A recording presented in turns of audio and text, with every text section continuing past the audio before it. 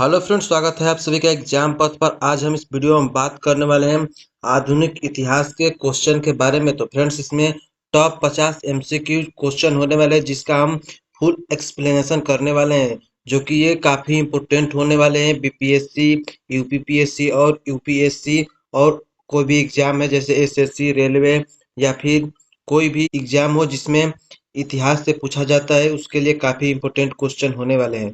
और इसमें जो टॉप 50 क्वेश्चन है उसका जो एक्सप्लेनेशन करने वाले हैं, उसमें से लगभग 3 से 4 क्वेश्चन एक्स्ट्रा हम बताने वाले हैं। तो फ्रेंड्स, वीडियो को अंत तक जरूर देखिएगा। और वीडियो थोड़ी लंबी हो सकती है, लेकिन आप वीडियो को अंत तक जरूर देखिएगा। तो फ्रेंड्स, चलते हैं इसके पहले क्वेश्चन पर। इसका जो पहला क्वेश्चन है, बक्सर का युद्ध किस वर्ष लड़ा गया था? इसका सही उत्तर हो जाएगा ऑप्शन नंबर सी, 1764 में लड़ा गया था। उसके बाद इसके एक्सप्लेनेशन के बारे में देख लेते हैं। बक्सर की जो लड़ाई हुई थी 1764 में हुई थी। यह लड़ाई भारत के वर्तमान बिहार के बक्सर शहर में हुई थी। यह ब्रिटिश ईस्ट इंडिया कंपनी की सेना और बंगाल के नवाब, अवध के नवाब और मुगल सम्राट की संयुक्त सेना के बीच एक महत्वपूर्ण संघर्ष था। इस लड़ाई में अंग्रेज विजयी हुए थे। तो फ्रेंड्स, ये सारे जो हम बता रहे हैं पॉइंट्स, इसको अच्छे तरीके से एक बार और देख लीजिएगा इस वीडियो को। फ्रेंड्स, चलते हैं नेक्स्ट क्वेश्चन पर। इसमें दूसरा क्वेश्चन है, सती प्रथा को अवैध घोषित किया गया था। तो इसका सही उत्तर हो जाएगा option A, Lord William Bentinck के द्वारा इसको अवैध घोषित किया गया था। तो फ्रेंड्स, ये काफी इंपॉर्टेंट क्वेश्चन है, ये एसएससी और रेलवे में ये क्वेश्चन पूछा जा चुका है। और फ्रेंड, अगर आपको ये वीडियो अच्छी लग रही है तो वीडियो को लाइक और शेयर कर दे। चैनल पर पहली बार है तो चैनल को सब्सक्राइब कर दे। साथ में बेल आइकन को भी प्रेस कर दे ताकि अगर कोई वीडियो हम अपलोड करें तो उसका अपडेट सबसे पहले आपको मिल सके। फ्रेंड्स, हम इस पर हर एक रोज ऐसे ही टॉपिक वाइज वीडियो लेकर आते हैं और करेंट अफेयर का भी वीडियो लेकर आते हैं। फ्रेंड्स, हम 1 से 2 दिन के अंदर जनवरी से लेकर मार्च तक का करेंट अफेयर का वीडियो लेकर आएंगे। उसके बाद एक केवल वीडियो लेकर आएंगे मार्च के लिए। तो फ्रेंड्स, ये जो वीडियो हम अपलोड करेंगे उसको आप ध्यान से देखिएगा और वीडियो को पूरा देखिएगा और अपने दोस्तों में शेयर करिएगा कि उनका भी कोई एग्जाम है तो वो भी अच्छे से तैयारी कर सके। तो फ्रेंड्स, चलते हैं इसके पॉइंट्स के बारे में देख लेते हैं। सती प्रथा एक ऐसी प्रथा थी जिसमें एक विधवा अपने पति की चिता पर आत्मदाह कर लेती थी। भारत के गवर्नर जनरल के रूप में वेटिंग ने 1829 में बंगाल सती विनियमन पेश किया, जिसमें इस प्रथा पर प्रतिबंध लगा दिया। इसे दंडनीय अपराध बना दिया गया है। तो फ्रेंड्स, ये इम्पोर्टेंट पॉइंट्स है, इसको भी याद रखिएगा। उसके बाद तीसरा क्वेश्चन जो है वो है, किसके वायसराय काल के दौरान दिल्ली को भारत की राजधानी नामित किया गया था? इसका सही उत्तर हो जाएगा ऑप्शन बी, लॉर्ड हार्डिंग के कार्यकाल में ये नामित हुआ था। उसके बाद इसके एक्सप्लेनेशन के बारे में देख लेते हैं।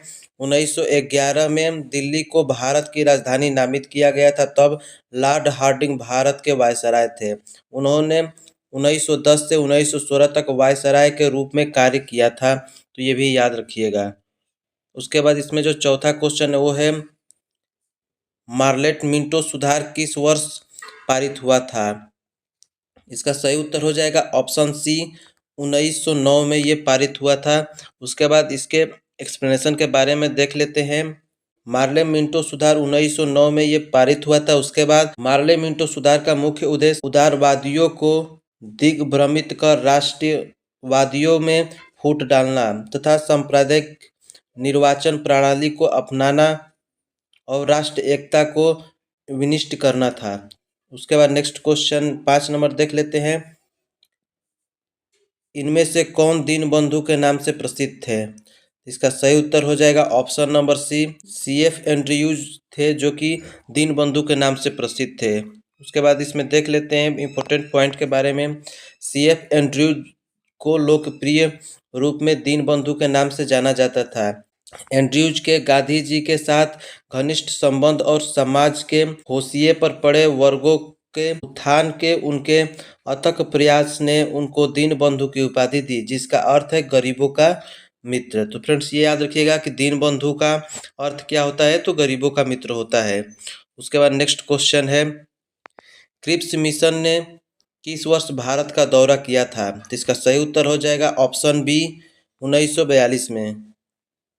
उसके बाद इसमें इंपॉर्टेंट पॉइंट के बारे में देख लेते हैं। क्रिप्स मिशन जो कि 1942 में ये दौरा किए थे और इसका जो नेतृत्व कर रहे थे वो सर स्टैमफोर्ड क्रिप्स थे। और इनका जो उद्देश्य था वो देख लेते हैं। अधिक स्वशासन और युद्ध के बाद पूर्ण स्वतंत्रता के वादे के बदले युद्ध के प्रयासों के लिए भारतीय समर्थन को सुरक्षित करना था। उसके बाद नेक्स्ट क्वेश्चन देख लेते हैं। 7 नंबर क्वेश्चन है, गैर स्वतंत्र भारत के प्रथम गवर्नर जनरल कौन थे? तो इसका सही उत्तर हो जाएगा option C, Lord William Bentinck. उसके बाद इसके व्याख्या के बारे में देख लेते हैं। गैर स्वतंत्र भारत के प्रथम जो गवर्नर थे लॉर्ड विलियम बेंटिक थे और उन्होंने 1828 से 1835 तक भारत के गवर्नर जनरल के रूप में कार्य किया था। अपने कार्यकाल के दौरान उन्होंने सती प्रथा का उन्मूलन, ठगों का दमन जैसे विभिन्न सुधार लागू किए थे। तो फ्रेंड्स ये काफ़ी अच्छा काम किए थे उस समय। उसके बाद 8 नंबर जो क्वेश्चन है वो देख लेते हैं। निम्नलिखित में से किस अधिनियम ने ब्रिटेन ईस्ट इंडिया कंपनी की शक्ति को पूरी तरह छीन लिया है? तो इसका सही उत्तर हो जाएगा ऑप्शन सी, भारत सरकार अधिनियम 1858। उसके बाद इसके व्याख्या के बारे में देख लेते हैं। यह अधिनियम 1857 के भारतीय विद्रोह के बाद ब्रिटिश संसद द्वारा पारित किया गया था।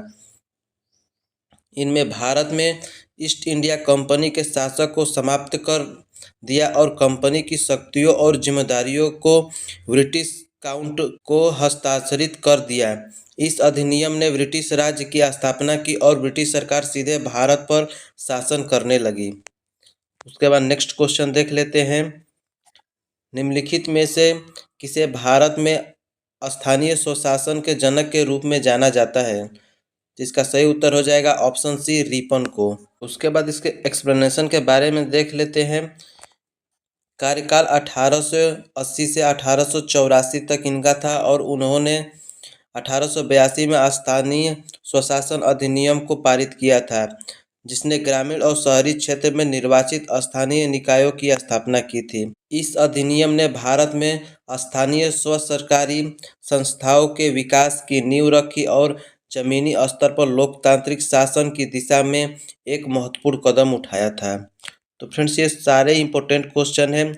उसके बाद 10 नंबर क्वेश्चन देख लेते हैं। भगवत गीता का पहला अंग्रेजी अनुवाद किसके द्वारा किया गया था? इसका सही उत्तर हो जाएगा ऑप्शन डी, चार्ल्स विल्किंस के द्वारा किया गया था। उसके बाद एक्सप्लेनेशन के बारे में देख लेते हैं। चार्ल्स विल्किंस भगवत गीता को अंग्रेजी में अनुवाद करने वाले प्रथम व्यक्ति थे। उन्होंने इसे 1785 में पूरा किया और उनके अनुवाद ने गीता को पश्चिमी दुनिया से परिचित कराने में महत्वपूर्ण भूमिका निभाई। उसके बाद नेक्स्ट क्वेश्चन देख लेते हैं। 11 नंबर है, मुस्लिम लीग ने पाकिस्तान की अपनी मांग के समर्थन में प्रत्यक्ष कार्रवाई दिवस मनाया। तो फ्रेंड्स इसका सही उत्तर हो जाएगा ऑप्शन सी, 16 अगस्त 1946 को। उसके बाद इसमें देख लेते हैं एक्सप्लेनेशन के बारे में। तो 16 अगस्त 1946 को मुस्लिम लीग ने पाकिस्तान की अपनी मांग के समर्थन में प्रत्यक्ष कार्रवाई दिवस मनाया था।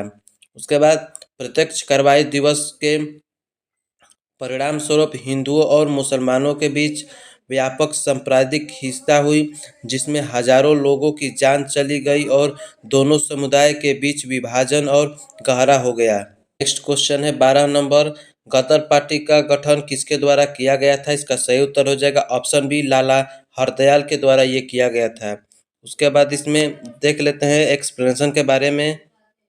लाला हरदयाल एक प्रमुख भारतीय राष्ट्रवादी और क्रांतिकारी थे। वह गदर पार्टी के प्रमुख संस्थापक में से एक थे, जिसकी स्थापना 1913 में सैन फ्रांसिस्को में भारत को ब्रिटिश शासक से मुक्त कराने के उद्देश्य से की गई थी।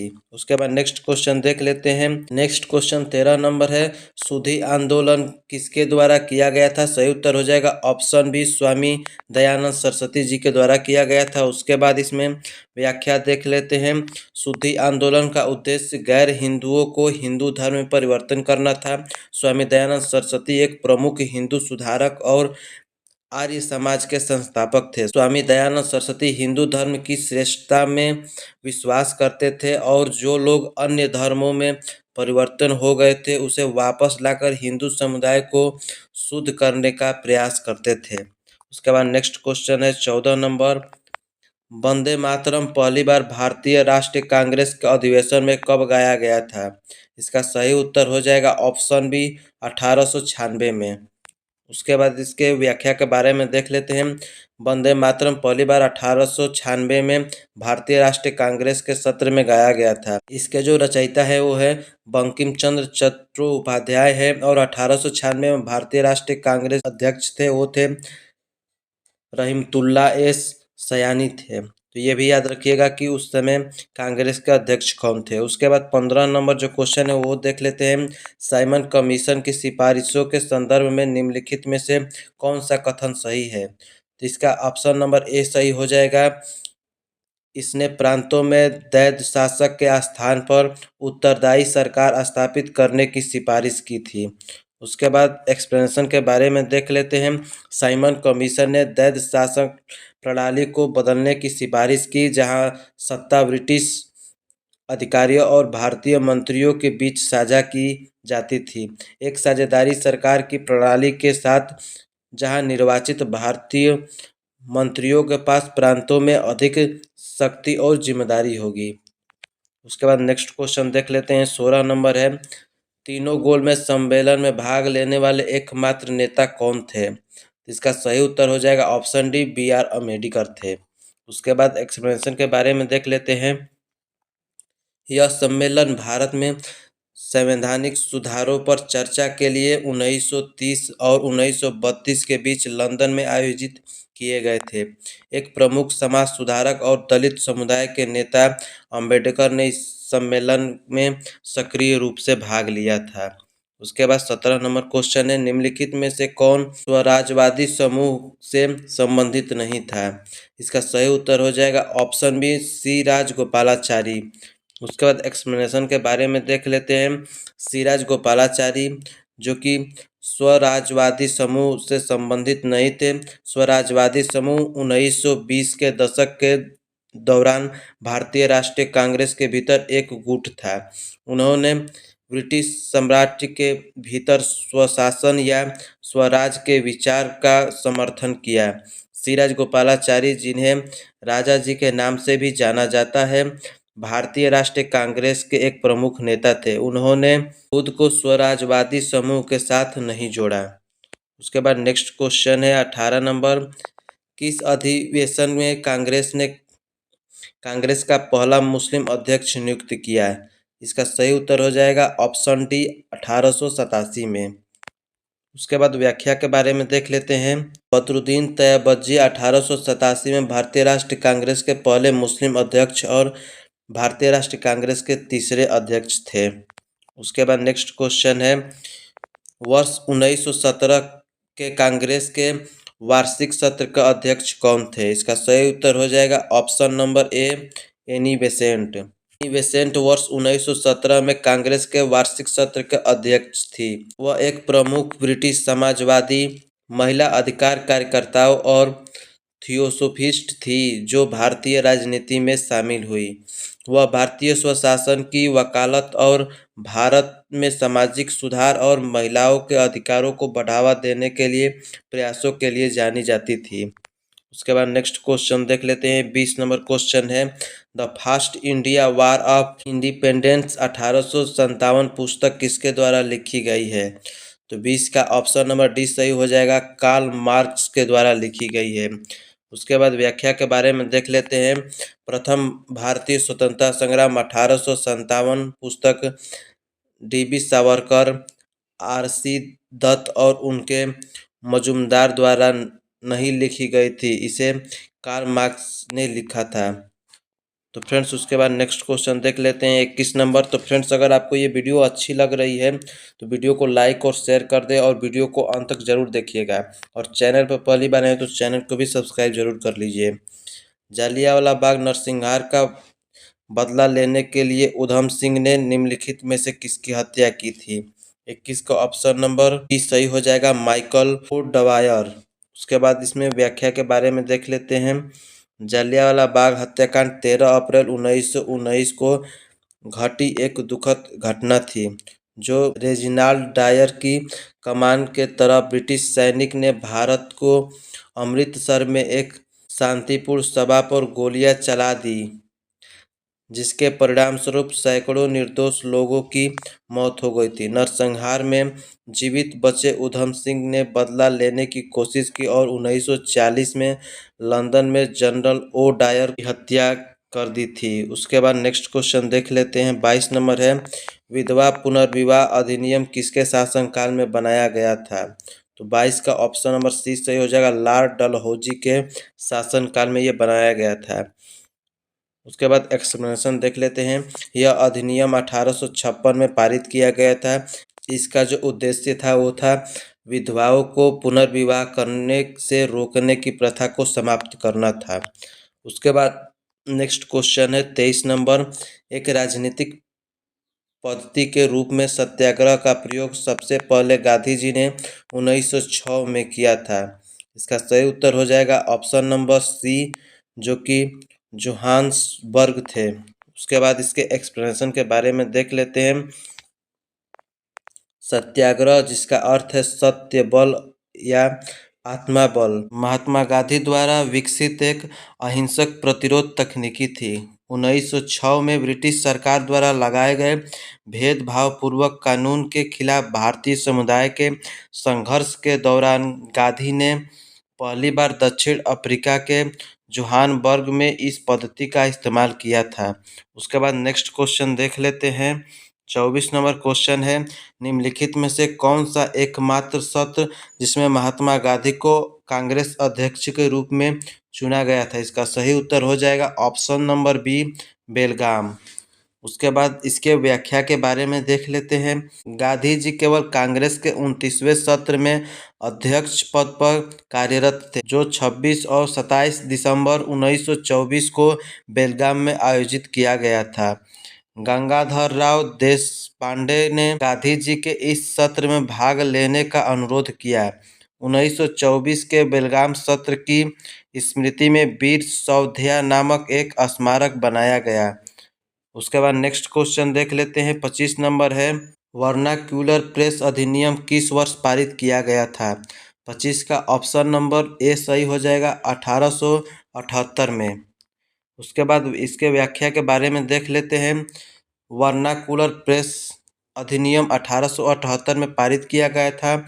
इस अधिनियम ने प्रेस पर सख्त नियम लागू किए। यह अधिनियम भारत में ब्रिटिश औपनिवेशिक सरकार द्वारा लागू किया गया था और उसका उद्देश्य स्थानीय प्रेस को नियंत्रित करना था, जिसे ब्रिटिश शासक के लिए खतरे के रूप में देखा गया था। उसके बाद नेक्स्ट क्वेश्चन है, निम्नलिखित में से किस स्थान पर महात्मा गांधी ने सबसे पहले भारत में अपना सत्याग्रह शुरू किया था? 26 का ऑप्शन नंबर सी सही हो जाएगा, चंपारण। उसके बाद व्याख्या के बारे में देख लेते हैं। सत्याग्रह, जिसका अर्थ है सत्य बल, एक अहिंसक प्रतिरोध आंदोलन था जिसमें गांधी जी ने सामाजिक और राजनीतिक अन्याय के खिलाफ लड़ने के लिए नियोजित किया था। चंपारण में गांधी जी दमनकारी नील बगान प्रणाली के खिलाफ एक सफल अभियान का नेतृत्व किया, जहां किसानों को खाद्य फसलों के बजाय नील उगाने के लिए मजबूर किया जाता था। उसके बाद नेक्स्ट क्वेश्चन है, 27 नंबर है, वर्ष 1939 में कांग्रेस के अलग होने के बाद सुभाष चंद्र बोस ने किस पार्टी की स्थापना की थी? तो इसका सही उत्तर हो जाएगा ऑप्शन बी, फॉरवर्ड ब्लॉक की स्थापना की थी। उसके बाद एक्सप्लेनेशन के बारे में देख लेते हैं। सुभाष चंद्र बोस ने 1939 में कांग्रेस से अलग होकर फॉरवर्ड ब्लॉक की स्थापना की।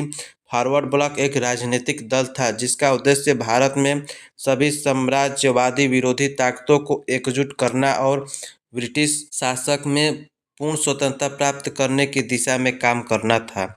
उसके बाद नेक्स्ट क्वेश्चन है, निम्नलिखित में से किसने 1931 में कांग्रेस के कराची सत्र के लिए मौलिक अधिकारों पर प्रस्ताव का मसौदा तैयार किया था? 28 का ऑप्शन नंबर सी सही हो जाएगा, पंडित जवाहरलाल नेहरू। उसके बाद एक्सप्लेनेशन के बारे में देख लेते हैं। नेहरू ने मौलिक अधिकारों पर प्रस्ताव का मसौदा तैयार किया, लेकिन कराची सत्र के अध्यक्षता सरदार वल्लभ भाई पटेल ने की थी। उसके बाद इसमें नेक्स्ट क्वेश्चन देख लेते हैं। 29 नंबर क्वेश्चन है, निम्नलिखित में से किसने नाइटहुड की उपाधि स्वीकार कर दिया और भारत में राज्य सचिव की परिषद में एक पद स्वीकार करने से इनकार कर दिया? तो इसका सही उत्तर हो जाएगा ऑप्शन सी, जेके गोखले। उसके बाद एक्सप्लेनेशन के बारे में देख लेते हैं।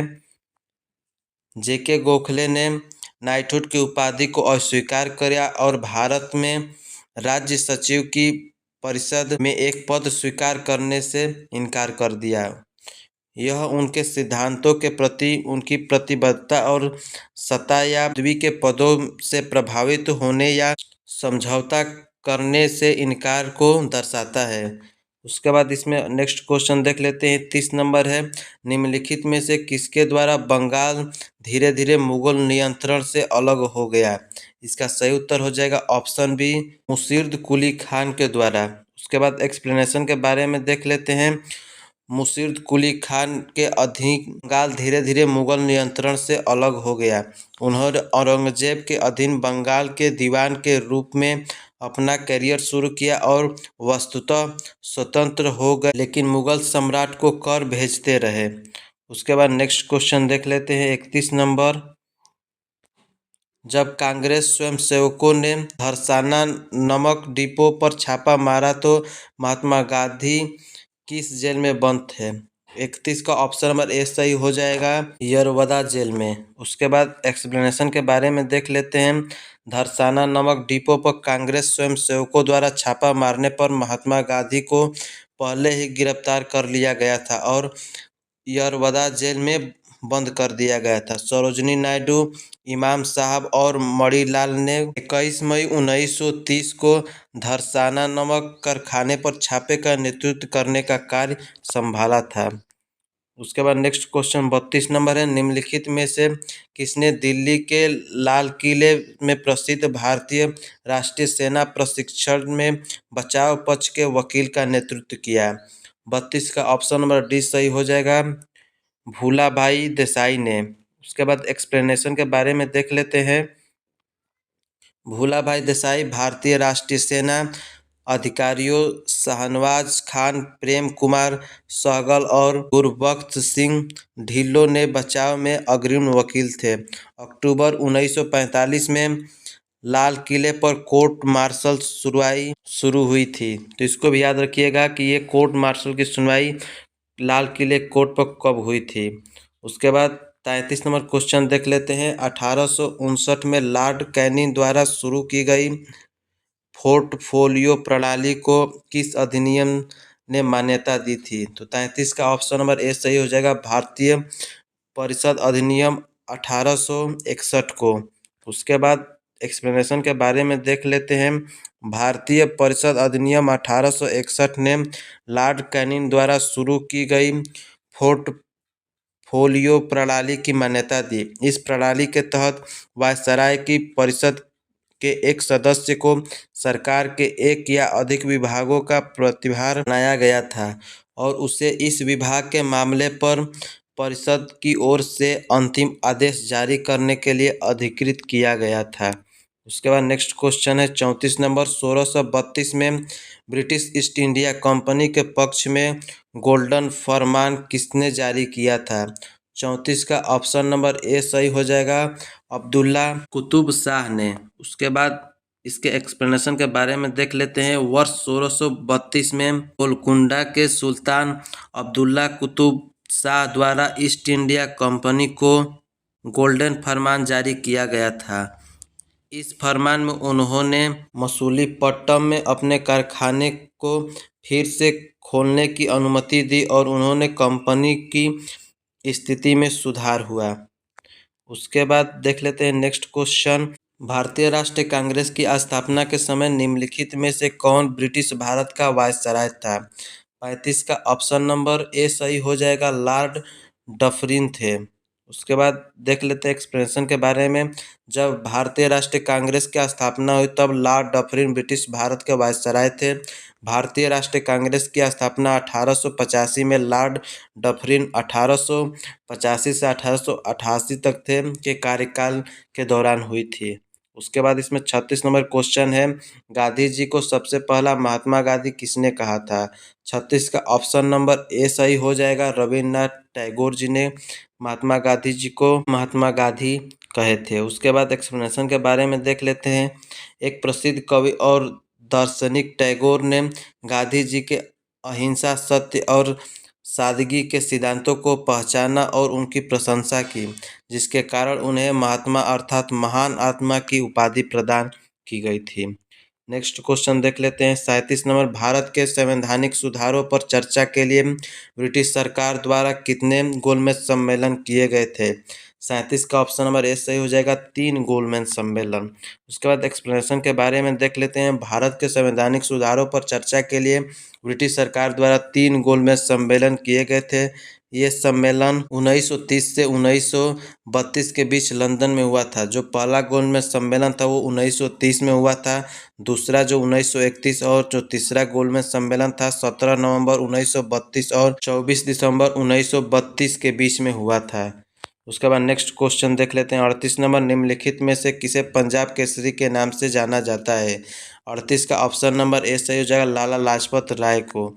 उसके बाद एक्सप्लेनेशन के बारे में देख लेते हैं। लाला लाजपत राय को पंजाब केसरी के नाम से जाना जाता है क्योंकि वह भारतीय स्वतंत्र आंदोलन के एक प्रमुख नेता और पंजाब के अधिकारियों के प्रबल समर्थक थे। उन्होंने ब्रिटिश शासक के खिलाफ लड़ने के लिए पंजाब के लोगों को संगठित करने और प्रेरित करने में महत्वपूर्ण भूमिका निभाई। उनके निडर और व्यक्तित्व के कारण उन्हें पंजाब केसरी की उपाधि मिली, जिसका अर्थ है पंजाब का शेर। उसके बाद नेक्स्ट क्वेश्चन है 39 नंबर, भारत में सहायक गठबंधन प्रणाली किसके द्वारा शुरू की गई थी? 39 का ऑप्शन नंबर ए सही हो जाएगा, लॉर्ड वेलेस्ली के द्वारा शुरू की गई थी। उसके बाद इसमें एक्सप्लेनेशन के बारे में देख लेते हैं। लॉर्ड वेलेस्ली ने 1798 से 1805 तक गवर्नर जनरल के रूप में अपने कार्यकाल के दौरान भारत में सहायक गठबंधन प्रणाली की शुरुआत की।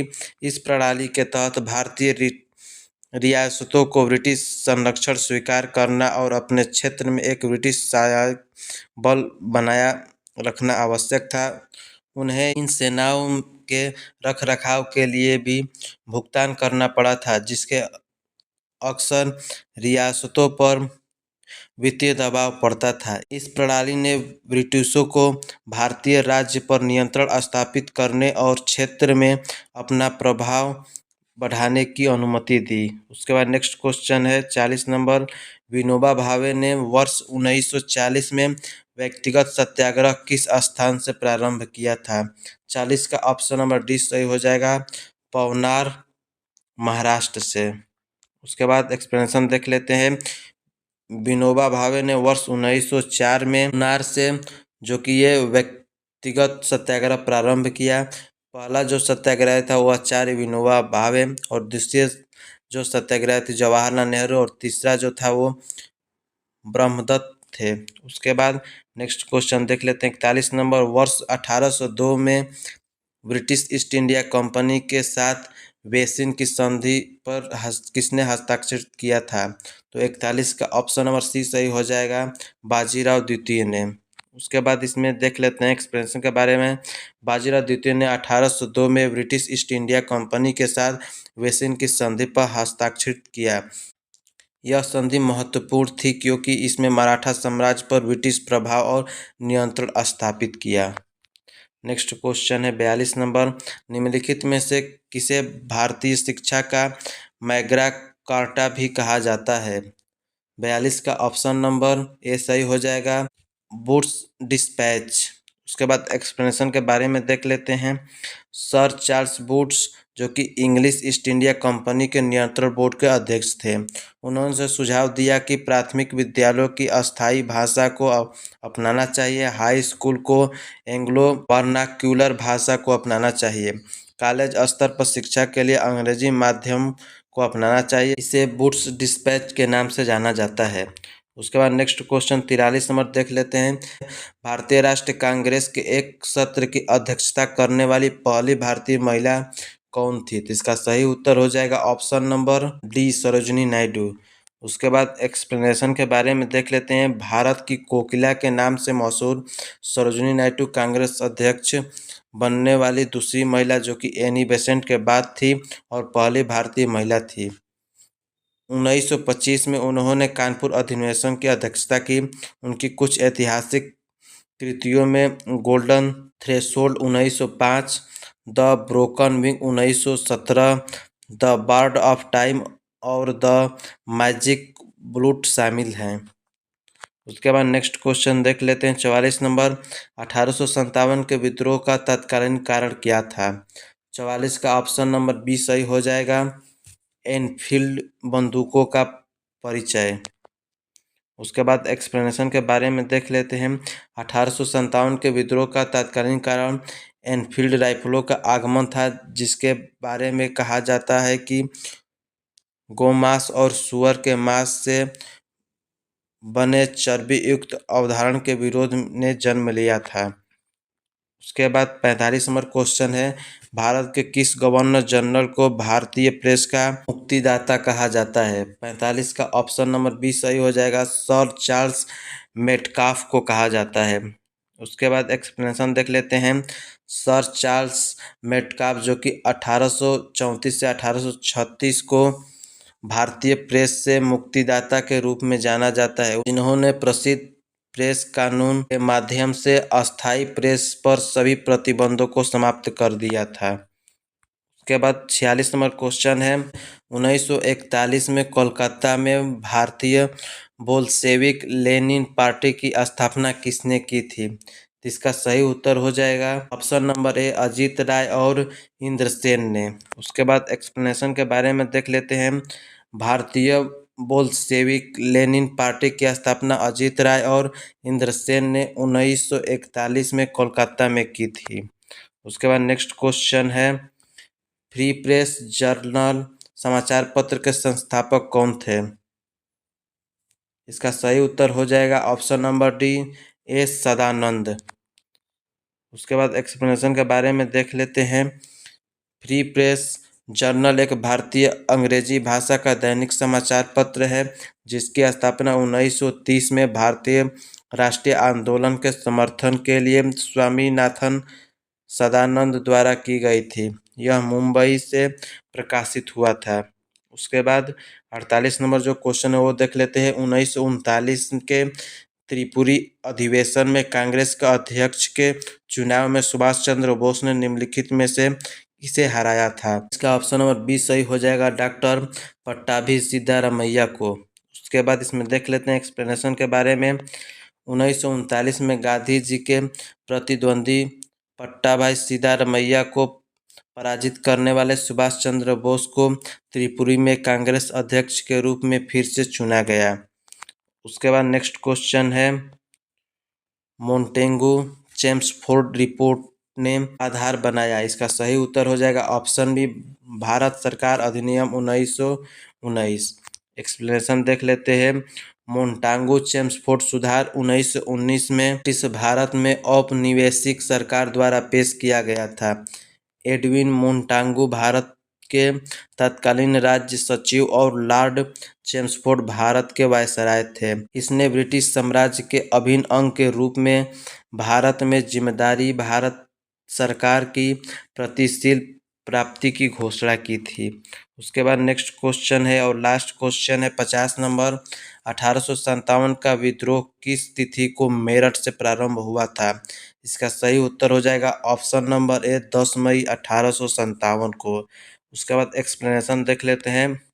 1857 का विद्रोह 10 मई 1857 को मेरठ छावनी में ईस्ट इंडिया कंपनी की सेना के सिपाहियों के विद्रोह में शुरू हुआ था। तो फ्रेंड्स ये टॉप 50 क्वेश्चन थे जो कि काफ़ी इंपॉर्टेंट क्वेश्चन थे और इसके जो व्याख्या में लगभग 3 से 4 क्वेश्चन इसमें अलग से हो जाएंगे।